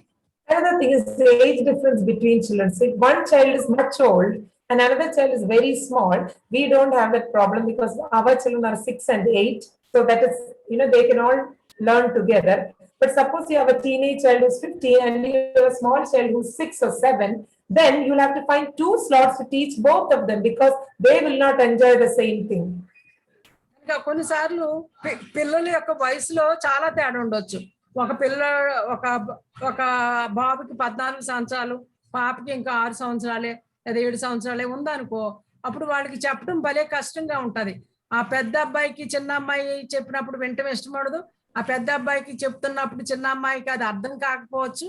కనుక అలాంటి పరిస్థితుల్లో ఇద్దరికి వేరువేరుగా చెప్పాలి. కానీ నా విషయం అయితే మా పిల్లలకి 8 సంవత్సరాలు 6 సంవత్సరాలు జస్ట్ ఇప్పుడు కనుక నా అందరికి ముగ్గురికి కలిసే నేను చెప్తున్నాను. కొన్నిసార్లు అలాంటి అవకాశం ఉండదు కనుక అది ఒక మరి కుంటు సాకులాగా ఉంటది. ఆ పిల్లలకి 2 సార్లు ఎక్కడ చెప్పనులే, నేను ఏజ్ డిఫరెన్స్ చాలా ఉంది కనుక చెప్పనులే, లేదా చిన్నపిల్లకి చెప్తానులే, లేదా పెద్దోళ్ళకి మానేస్తానులే అని ఈ విధంగా మనం అనుకోవచ్చు. Another thing that you can have a problem with is if your spouse is very busy, either it's the husband or the wife, one person may be too busy, they will completely neglect their responsibility and the whole responsibility falls on one parent. That can be a very difficult situation. ఇంకొకటి ఏంటి అంటే మరి భార్యకు సమయం ఉండకపోవచ్చు, లేదా భర్తకు సమయం ఉండకపోవచ్చు, లేదా భార్యయే ఎక్కువ బాధ్యత తీసుకుని అన్ని చేయటం వలన తనకి ఎలాంటి సహాయం కూడా లేకపోవచ్చు. కనుక ఎక్కువ భారము ఒక వ్యక్తి మీదే పడుతుంది. కనుక అది కూడా మనకి అయ్యో ఏం చెయ్యాలి అని కష్టంగా మరి డిసప్పాయింట్ అవటానికి, నిరాశ చెందటానికి, అలసిపోవటానికి అది ఒక అవకాశంగా ఉంటది. But the Bible is clear that parents, both father and mother, of course many times it is told to fathers, but both of them have to be involved equally in training and teaching the children. Bible మనకి ఎంతో స్పష్టంగా చెప్తుంది మరి తల్లిదండ్రులు పిల్లలకు బోధించాలి. ముఖ్యంగా తండ్రి మరి ఇంటికి యజమానుడిగా పిల్లలకు బోధించవలసిందిగా ఉంటున్నది అని ఉంది కనుక తల్లిదండ్రులు ఇద్దరు కూడా మరి బాధ్యత వహించి పిల్లలకు బోధించవలసిన వారుగా ఉంటున్నారు. Another thing is we may have people who are around us who discourage us, maybe our relatives or our neighbors or church members. What is the need to do all this? See, you take some rest. No need. Just leave it. Oh, children will grow up. It's okay. There may be people who discourage us from around. I want to encourage you by saying, do not listen to what others say. Listen to what God says in His Word, because it is a command to teach and train your child. You have to do it faithfully. ఇంకొకటి ఏంటంటే మన చుట్టుప్రక్కల ఉన్న వాళ్ళు, మన ఇంట్లో వాళ్ళే కావచ్చు, మన స్నేహితులు కావచ్చు, మన బంధువులు కావచ్చు, ఎందుకు ఈ విధంగా రోజు పిల్లలకి దేవుని వాక్యాన్ని బోధిస్తున్నావు అని చెప్పి మరి నిరాశ చెందేటట్టు చేయొచ్చు. ఎందుకు అంత శ్రమ తీసుకుంటున్నావు? పిల్లలు ఎదుగుతారు, పిల్లలు నేర్చుకుంటారు, అంత ఎక్కువగా చేయవలసిన పని లేదు అని వాళ్ళు చెప్తా ఉండొచ్చు. అలా చెప్పినప్పుడు మనం ఏం చెయ్యాలి? మనము దేవుని వాక్యాన్ని మనం చూడాలి. దేవుడు ఏం చెప్తున్నాడంటే మీ పిల్లలను మరి దేవుని భయభక్తుల్లో పెంచమని దేవుడు ఆజ్ఞ ఇచ్చాడు కనుక మనం ఆ ఆజ్ఞను ఈ విధేయత చూపించాలి. Another thing is, some of you may be thinking, oh no, my children are already grown up. It's too late for me now. I wish I heard these things before because they are already 20, they are in college. What can I do now? It's too late to start. ఇంకా ఒకటేమనుకోవచ్చు అంటే, అయ్యో నా పిల్లలు ఎదిగిపోయారు కదా, పెద్దోళ్ళు అయిపోయారు, ఇంక ఇప్పుడు నేను వాళ్ళకి దేవుని వాక్యాన్ని బోధిస్తాను, ఇంకా లేట్ అయిపోయింది, చాలా లేట్ అయిపోయింది అని అనుకోవచ్చు. But it is never too late to do the right thing. There is a saying in English, it's never too late to do the right thing. So even if your children are old, if they're married and gone, then it's difficult. You can train the grandchildren, maybe you can give them some teaching. But if your children are big, whenever they come home, you can sit together for common Bible studies, read a passage. You don't need to teach them. You can have some discussions around that topic. చిన్నపిల్లలు కాకుండా పెద్దగా అయిపోయిన తర్వాత వాళ్ళకి వివాహాలు అయిపోతే అది వేరే సంగతి. కానీ వివాహం కాకుండా పెద్దగా ఉన్న పిల్లలు ఉంటే వాళ్ళకి కూడా కొన్ని విషయాలు నేర్పించవచ్చు. లేదా బైబిల్ కలిసి చదవటం, బైబిల్ స్టడీ చేసుకోవటం, అప్పుడులాగా కథల్లాగా చెప్పకపోయినా బైబిల్ని డిస్కస్ చేయటం అన్నది చేయొచ్చు.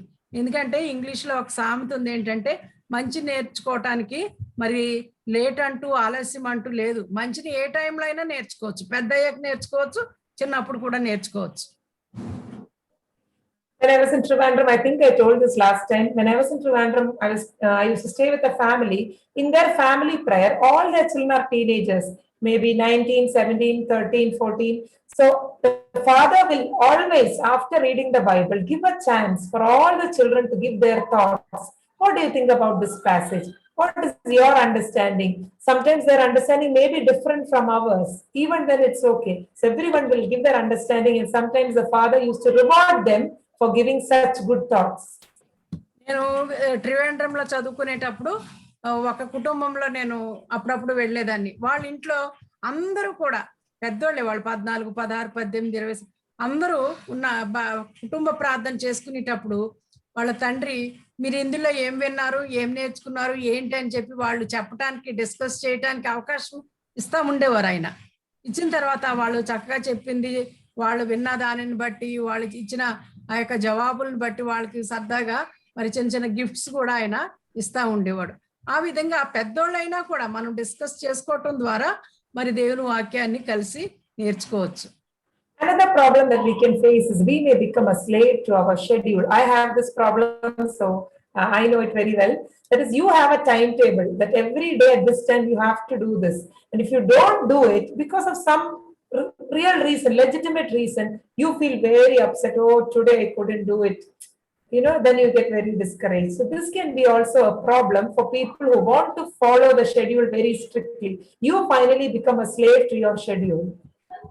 మన యొక్క టైం టేబుల్ కి లేకపోతే మన యొక్క దినచర్యకి మనము మరి బానిసలు అయిపోతాం. కొంతమంది అంటే నేను ఈ పని ఈ విధంగా చేయాలి, ఇప్పుడు చేయాలి అని అనుకుంటాము.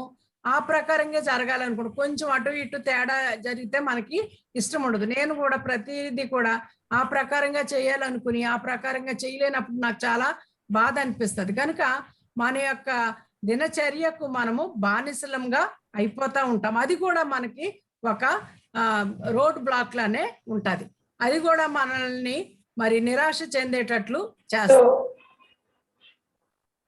One dear sister who knows me quite well, she once reminded me of an example which I thought was very good. Jesus told the Pharisees, on the day of Sabbath, if your donkey or a calf falls into the water or to the well, will you not take it? It is Sabbath, that is true. Sabbath, you should not work. But in case an animal, your animal, falls into it, will you not forego the Sabbath and rescue it? That thought really caught my heart. Sometimes there are more important things or emergencies that come up when we cannot follow the regular schedule of teaching our children, and that is okay. కొన్నిసార్లు ఒకసారి మా యొక్క స్నేహితురాలు నాకు ఇది జ్ఞాపకం చేస్తుంది. ఏంటంటే యేసు ప్రభు చెప్పిన ఉపమానంలో పరిసయ్యులకి వీళ్ళందరికీ కూడా మరి సబ్బాతు దినము, విశ్రాంతి దినాన్ని ఆచరిస్తాము.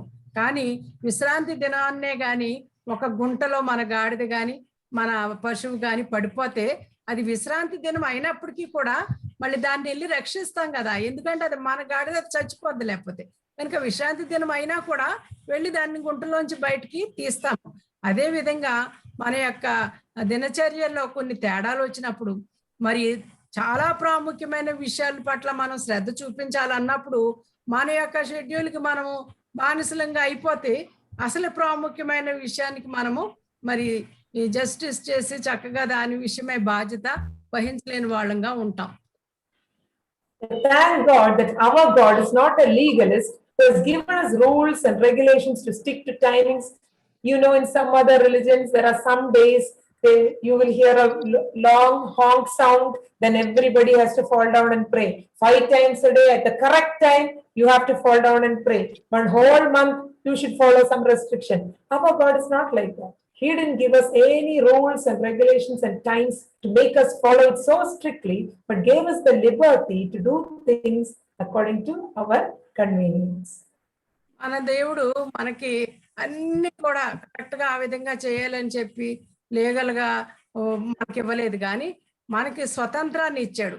ఉదాహరణకి కొన్ని యొక్క మతాల్లో ఖచ్చితంగా రోజుకి 5 సార్లు ప్రార్థన అదే టైంలో చేయాలి, అలాగే చేయాలి, ఇది చేయకూడదు, అది చేయకూడదు, లక్షవారమే ఈ పని చేయాలి, ఇంకొక రోజు ఇది చేయకూడదు అని అనేకమైన రకాలైన మరి నిబంధనలు అక్కడ ఉన్నాయి, కానీ మనకి అంత భయంకరంగా ఏమీ లేవు. మనకి దేవుడు స్వతంత్రాన్ని ఇచ్చాడు.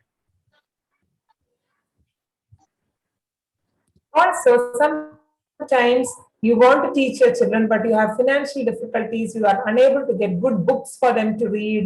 If you have difficulty to get good children's Bible because they can be little concerned. So what do you do in such situations? మన పిల్లలకి చక్కగా ఇవ్వటానికి చక్కగా అన్ని కూడా మంచి మంచి వనరులు, వాళ్ళకి పుస్తకాలు, ఈ విషయాలు ఇవన్నీ కూడా చక్కగా వాళ్ళకి మనం ఇవ్వటానికి మనకి కావాల్సినంత సామర్థ్యత, ఆర్థిక సామర్థ్యత ఉండకపోవచ్చు. అది కూడా ఒక కష్టమే, అది కూడా ఒక రోడ్లో వచ్చిన అడ్డు లాంటిది. In that case, please take used books from others. All of our books we give to others who don't have books, and we also take books from people who use it, so that we can rotate our books, whether in our partnership India group, so that all children get the benefit of the common resources you have. ఇంకా కొన్నిసార్లు మనకి పుస్తకాలు లేవు, లేకపోతే మనకు వనరులు లేవు అనుకోవటం కాదు, కానీ ఉపయోగించిన పుస్తకాలు లేని వారికి ఇవ్వటం. మేము ఉపయోగించిన పుస్తకాలు ఇతరులకు ఇచ్చేస్తాం, వేరే వాళ్ళు ఉపయోగించుకున్న పుస్తకాలు మేము తెచ్చుకుంటాము, మేము వాడుకుంటాము, మళ్ళీ అవి వేరే వాళ్ళకి ఇస్తాం. అలాగే మనం తెలిసిన స్నేహితుల దగ్గర ఈ పుస్తకాలు, ఈ యొక్క వనరులు ఒకరికొకరు మనం పంచుకోవటం వలన, ఇవ్వటం వలన పిల్లలు మరి ఆ యొక్క బ్లెస్సింగ్ ని, ఆ యొక్క ఆశీర్వాదాన్ని పొందుతారు. Another thing is we lack a lot of patience and grace and compassion to our children. Whenever we are with them, we are very, very impatient. We want them to be like adults. You should not do this, you should not do that. We are very impatient and very rude to our children sometimes. మరి ఇంకా ఏంటంటే మనము చక్కగా ఈ యొక్క పిల్లల దగ్గర ఉన్నప్పుడు లేదా పిల్లలతో ఉన్నప్పుడు మనకు సహనాన్ని కోల్పోతాం. ఆ దయ, కనికరము, ఆ ప్రేమ అవి కోల్పోయి విసుగ్గా ఉంటాం అన్నమాట. అలా ఉండటం కూడా అది మనకి అదొక మరి రోడ్ బ్లాక్ వలె ఉంటది. Remember how God treats us. He is our Father, right? We call him Father in heaven. So God is our Father, and just remember how that Father is treating you as a child. If he is going to punish you and shout at you every time you did a wrong thing, whole day you will be getting beating only from the Heavenly Father. So remember how that Father treats you and show the same treatment to your children. That will be very helpful. మన పిల్లలతో మనం ఉన్నప్పుడు దేవుడు మనల్ని ఏ విధంగా చూస్తున్నాడు అన్నది మనం జ్ఞాపకం చేసుకుంటే మన పిల్లల్ని మనం చక్కగా సహనంతో, ప్రేమతో మనం చూడగలుగుతాం. మన దేవుడు కూడా మన వాళ్ళే కోపంగాను, సహనం లేకుండా, దయ లేకుండా ఉన్నట్లయితే రోజంతా కూడా మనం దేవుని దగ్గర నుంచి ఇట్లు తింటూనే ఉండాలి. కానీ మన దేవుడు మనల్ని ఏ విధంగా మరి సహిస్తున్నాడు, ప్రేమిస్తున్నాడు అన్నది మనం జ్ఞాపకం చేసుకున్నప్పుడు ఆ విధంగానే మనము మన పిల్లల పట్ల మరి చక్కగా ప్రేమ కలిగి వారి యొక్క పరిస్థితులన్నిటిని అర్థం చేసుకుని వారితో మెలగవలసిన వాళ్ళంగా ఉంటున్నాం. 1 Corinthians 13, we all know very well 1 Corinthians 13, love is patient, love is kind, love does not keep account of wrong. We may know it by heart. But today after this class, today afternoon, please go, when you take your Bible, take 1 Corinthians 13 and read it and apply that in relation to your children, and just check if your love to your children has those characteristics. మనం 1 కొరింథీ 13వ అధ్యాయం చదివితే ప్రేమ మరి ఏ విధంగా ఉంటది, ప్రేమ అంటే ఏమిటి, ప్రేమ అంటే ఏం కాదు అన్న విషయాలు అక్కడ చాలా స్పష్టంగా ఉన్నాయి. కనుక మన యొక్క ప్రేమ ఏ విధంగా ఉంటుంది, పిల్లల్ని మనం అర్థం చేసుకుంటున్నామా, వాళ్ళని సహించగలుగుతున్నామా, అపకారాన్ని మనం మనసులో ఉంచుకుంటున్నామా అన్న విషయాలన్నీ కూడా మరి మనం గ్రహించుకుంటూ మన పిల్లల పట్ల మన ప్రేమ ఎలాగుంటుంది, ఎక్కువగా సహనం కోల్పోయిన పరిస్థితులు ఉంటున్నాయా, ఎలా ఉంటున్నది అని మనం ఒకసారి అందరూ కూడా 1 కొరింథీ 13వ అధ్యాయం మనం చదవటం ఈ దినం చాలా ప్రాముఖ్యం. Now we see that the situation is very urgent because we can't outsource the responsibility of teaching and training our children. If you know the IT industry, some of you may be working in the IT or some of your children may be working in IT. You know that companies outsource their projects to other companies who can do it well. That is called outsourcing. But parents cannot outsource their responsibility to anyone else. ఇక్కడ ఈ యొక్క పిల్లలకు బోధించడం అన్నది చాలా అత్యవసరమైన విషయము, చాలా ప్రాముఖ్యమైన విషయాన్ని మనం గమనిద్దాం. కనుక మనము ఈ యొక్క పనిని, పిల్లలకు బోధించుట అనే పని మనము వేరే వాళ్ళకి అప్పగించలేము. వేరే వాళ్ళకి మన ఐటీ కంపెనీస్ ఉన్నాయి, కొంత పని కంపెనీ చేస్తుంది, కొంత కంపెనీ ఇంకొక కంపెనీకి అప్పచెప్తుంది ఆ పని. ఆ కంపెనీ మళ్ళీ ఇంకొక వాళ్ళకి అప్పచెప్తుంది. దాన్ని అవుట్ సోర్స్ అంటాం కదా, అది ఆ వర్డ్ మనందరికీ తెలుసు అనుకుంటున్నాం. కనుక ఈ పని తల్లిదండ్రులు బోధించవలసిన పని అవుట్ సోర్స్ గా మనం ఇంకొకరికి ఎవరికో డబ్బులు ఇచ్చి మీరు బోధించండి అనో, సండే స్కూల్ టీచర్ బోధిస్తారనో, వీళ్ళు బోధిస్తారనో మనం చేయలేము. ఇది మన తల్లిదండ్రుల బాధ్యత. Also, we should understand the urgency because our children will grow up too soon. They're not going to be children all the time. They will grow up, they'll get married, they'll go away, and then we can't do nothing about it. ఇది ఎంత అత్యవసరం అంటే మనం అది ఎవ్వరూ చేయలేరు, తల్లిదండ్రులే చేయాలి. దాన్ని మనం అవుట్ సోర్స్ గా ఎవరికో బాధ్యత ఇవ్వలేము. మొదటిది. రెండోది ఏంటంటే మన పిల్లలు త్వరగా ఎదిగిపోతారు, పెరిగిపోతారు. వెంటనే చిన్న పిల్లలు, పెద్దవాళ్ళు, టీనేజర్లు, పేదలు చదువుతారు, అయిపోద్ది వెళ్ళిపోతారు, పెళ్లి అయిపోతుంది. అప్పుడు మనం ఇంకా వాళ్ళకి ఏమి ఎక్కువగా బోధించలేము. So we have to understand that we have very limited time. Two couples in the Bible understood this very well. One is Amram and Jochebed, the parents of Moses, and Elkanah and Hannah, the parents of Samuel. ఈ విషయము మనం గుర్తించుకోండి. పిల్లలు ఎదిగిపోవటమే కాకుండా మనకి చాలా తక్కువ time వారితో ఉన్నది. వాళ్ళు త్వరగా ఎదిగి వెళ్ళిపోతారు. అయితే బైబిల్లో మనకి ఇద్దరు కుటుంబాలు మనం చూస్తున్నాం. అమ్రాను, యోకోబేదు, మోషే తల్లిదండ్రులు ఏ విధంగా వాళ్ళకున్న సమయం తక్కువ అని గ్రహించారు. అదే విధంగా ఎల్కనా, హన్నా, సమూయేలు యొక్క తల్లిదండ్రులు వాళ్ళకున్న సమయం తక్కువ అని పిల్లల్ని ఏ విధంగా తర్బీదు ఇచ్చారు అన్న విషయాలు మనకి బైబిల్లో స్పష్టంగా కనబడుతున్నాయి. Amram and Jochebed knew that once Moses was a little big, old enough, he will be taken to that palace of Pharaoh where he will grow up as an Egyptian.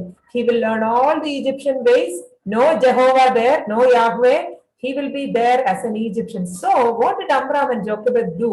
It is not written in the Bible, but we know from the life of Moses, the writer to the Hebrews says, when he grew up and he had to make a decision, he decided to suffer with the God's people than to cherish the treasures of Egypt. How did he choose that? Because when he was 5 years or 6 years or even before that, Amram and Jochebed taught him who he was and who his God was. And that had a great impact in Moses' life.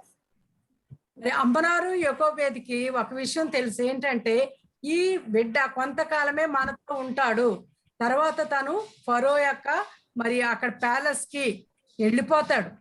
అక్కడ రాజభవనంలో తను పెరిగిపోతున్నాడు. ఐగుప్తు విద్యలన్నీ తనను నేర్చుకోబోతున్నాడు.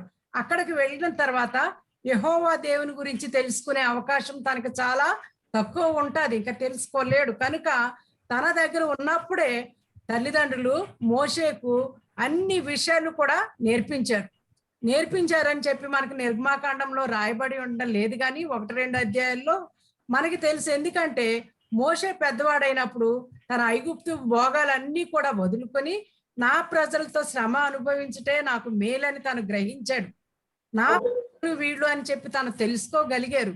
ఎందుకు అని అంటే యోకోబేదు, అమ్రాను తను మోషేకి చిన్న బిడ్డగా ఉన్నప్పుడే 5 సంవత్సరాలు ఉన్నాడో మరి 6 సంవత్సరాలకి తను ఆ రాజభవనానికి మరి ఫరో కుమార్తె దగ్గరికి వెళ్ళిపోయాడో మనకు తెలియదు కరెక్ట్ గా. కానీ ఆ టైంలో అన్ని కూడా నేర్పించేశారు. తన సంగతి ఏంటో, తన యొక్క చరిత్ర ఏంటో, తను ఎలాగా ఉన్నాడు ఏంటి అన్న విషయాలన్నీ కూడా మోషేకు వాళ్ళు నేర్పించగలిగారు.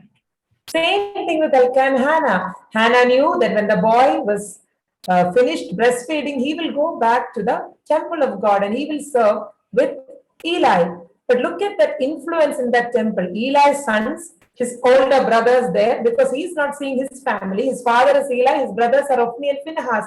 They were the worst youngsters that was in that land. Samuel grew up with them. But do you see the difference? Samuel had no godly models to follow. Samuel had no godly influence in the temple, but he walked in God's ways and he could hear and discern the voice of God at a young age. Why do you think that is so? Because Hannah and Elkanah, Hannah even did not go to the temple 2-3 years to give offering because she was spending time with Samuel. So much dedication because they knew our time is limited. Moses will go to the palace. Samuel will go to the temple. We have very less time. So we have to make use of this time. Those parents understood that. మనం ఇంకోటి కూడా గమనించవచ్చు.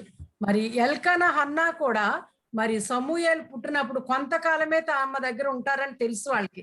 ఎందుకంటే Hannah మరి దేవునితో ఒప్పందం చేసుకుంది, నీవు నా బిడ్డని ఇచ్చినట్లయితే మరి నేను నీకు తిరిగి సమర్పిస్తానని. కనుక ఆ ఉన్న టైంలోనే మరి పాలు విడిచే వరకు మందిరానికి కూడా, తన శీలోహం మందిరానికి కూడా హన్నా వెళ్లకుండా మరి ఆ బిడ్డను పెంచుతా వచ్చింది. ఏ విధంగా వాళ్ళని పెంచింది అని అంటే, మరి సమూయేలు యొక్క జీవితాన్ని చూస్తే మనకు తెలుస్తుంది. సమూయేలు మరి ఎలాయి దగ్గరికి వెళ్ళిపోయిన తర్వాత అక్కడ సమూయేలుకి తల్లిదండ్రులు ఎప్పుడో సంవత్సరానికి ఒకసారో మరి 2 సార్లు వచ్చి కలిసేవారు, కానీ ఇంకెప్పుడు కూడా వాళ్ళు చూసేవారు కాదు. ఆ యొక్క మందిరంలో సమూయేలు ఏలి ఉన్న ఆ సమయంలో మరి ఏలి అయితే దైవభక్తి గల వ్యక్తి, కానీ మరి అక్కడ ఉన్న ఏలి కుమారులు మరి ఫినెహస్ వీళ్ళందరూ కూడా భయంకరమైన యవనస్తులుగా మరి దేవునికి వ్యతిరేకంగా భయంకరమైన జీవితాలు జీవిస్తున్నారు. కనుక దైవ సంబంధమైన చక్కగా మాదిరి మరి సమూయేలు చూసే అవకాశము తనకి లేదు.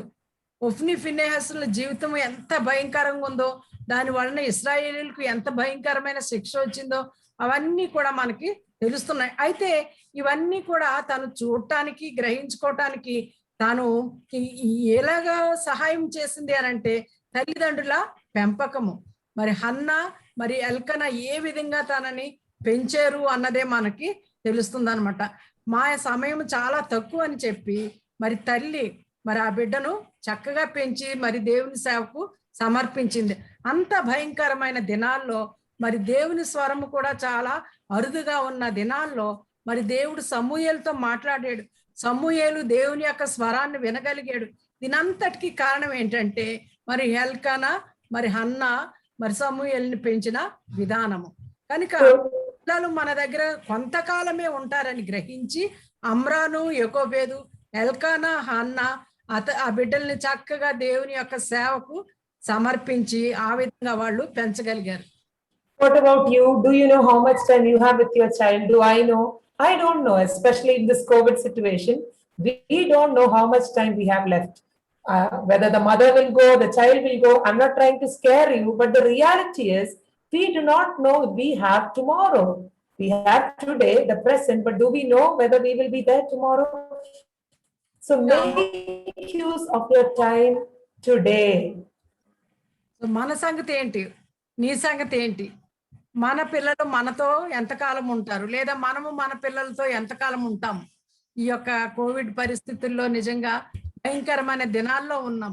మనం ఎప్పుడు ఏం జరుగుతుంది అన్నది తెలియని ఈ దినాల్లో మనకున్న సమయాన్నే మనము సద్వినియోగం చేసుకొని ఈ దినమే, ఈ క్షణమే మన పిల్లలు మనతో ఉన్నప్పుడు మనం వాళ్ళని దేవుని భయంలో పెంచవలసిన వాళ్ళంగా ఉంటున్నాం. You remember the story of Martha and Mary when Jesus came to their house? Martha was a very good woman. She was very hospitable. She was cooking, she was cleaning, she wanted to feed Jesus and the disciples. Everything about her is good. Don't think Martha is a bad woman. She's a very good woman, like many of us. But there was Mary. She understood one thing. I can cook and clean and wash all the time, but Jesus will not be in my house every day. When Jesus is there, I need to sit at his feet and learn from him. And Jesus says to Mary, one thing is needed, not even two. One thing is needed. I don't know how it is translated in Telugu. In English, one thing is needed, and Mary has chosen that good part will not be taken away from her. This is very important, especially to mothers who are running around doing 1,000 things, to remember that one thing we need to do, we cannot neglect, which is to sit at Jesus' feet, learn the word, and teach our children. అందరికీ కూడా లోక 10వ అధ్యాయము 38 నుంచి 42 వచ్చిన తెలుసు. Mary Martha, యేసు ప్రభు Martha వాడి గృహానికి వెళ్ళినప్పుడు మార్త ఏ విధంగా యేసు ప్రభుని శిష్యుల్ని ఆహ్వానించి వారి కొరకు మంచి భోజన పదార్థాలు చేసి వాళ్ళ కొరకు అంతా కూడా సిద్ధం చేసి తను ఎంతగానో అలసిపోయిన పరిస్థితి మనకి తెలుసు. మార్త ఇవన్నీ కూడా చేస్తుంది. మనం మార్త గురించి చాలా మంది ఆ మార్త గురించి ఆమె ఆ యొక్క పరిస్థితుల్లో యేసు ప్రభుకి మరి ఫిర్యాదు చేసింది ఈ విధంగా మార్త ఆ విధంగా అర్థం చేసుకుంటారు. కానీ అసలు మార్త యొక్క హృదయం చాలా గొప్పది. ఆమె యేసు ప్రభుకి ఆయనతో ఉన్న మనుషులకి ముఖ్యంగా శిష్యులందరికీ కూడా మరి ఆతిథ్యం ఇవ్వటానికి ఎప్పుడు కూడా సంసిద్ధంగా ఉండే వ్యక్తి. అలాంటి మార్త అంత పని చేసినా కూడా వాళ్ళ యొక్క సహోదరి మరి మరియా అయితే యేసు ప్రభు పాదాల దగ్గర కూర్చుని నేర్చుకుంటా ఉన్నది. మార్తా నీవు అనేక విషయాల పట్ల నీవు చింత కలిగి ఉన్నావని యేసు ప్రభు మేరీ గురించి మరియా గురించి ఏం చెప్పాడంటే మరి మేరీ మరి ఉత్తమమైన దానిని ఎన్నుకుంది.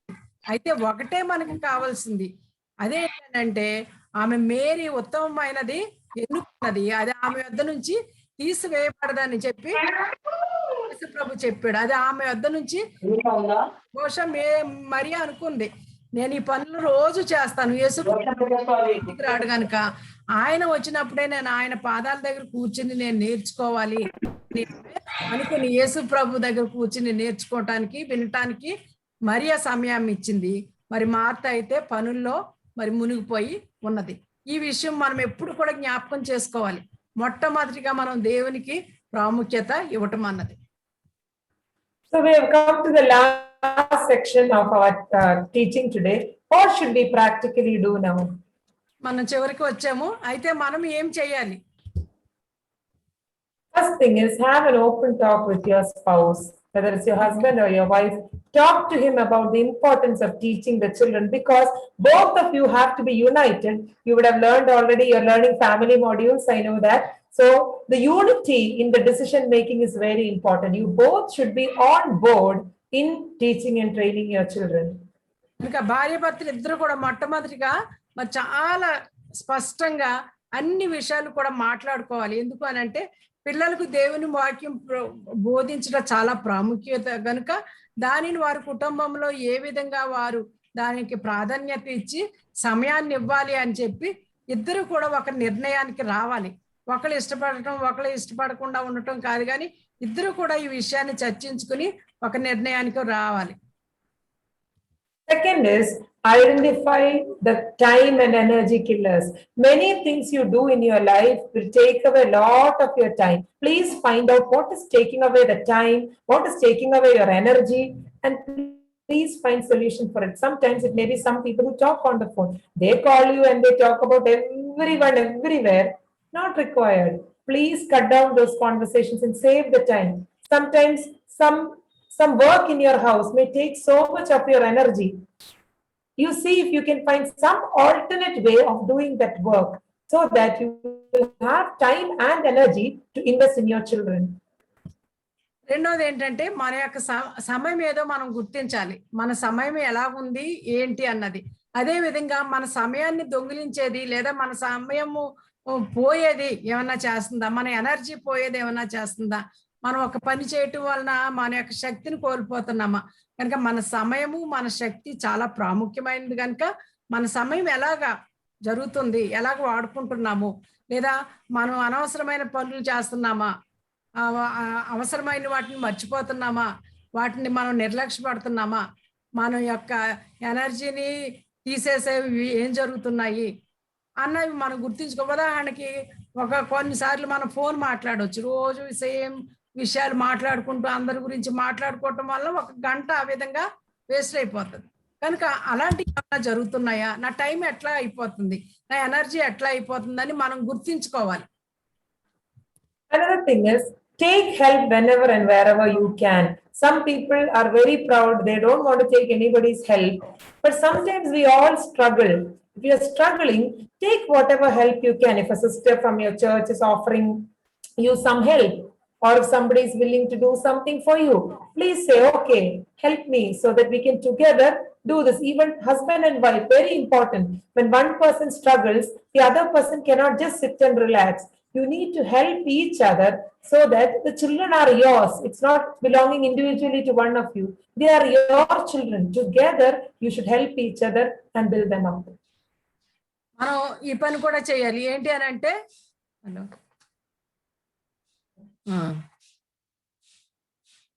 Hello hello